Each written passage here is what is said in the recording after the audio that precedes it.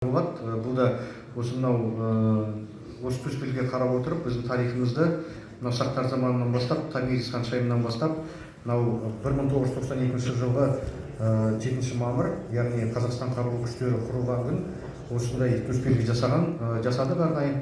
Бұның ортасында өзіміздің жаңағы Қазақстан Республикасының картасымен көтеріліп келе жатқан күн және ең үстінде бес қару белгісі, жаңағы қазақтың әскери мұрасын насихаттайтын, философиясын насихаттайтын белгіміз, білесіздер, бес қаруды. Осы төсбелгіні мынау біздің жастарымызға табыстауға рұқсат етіңіздер.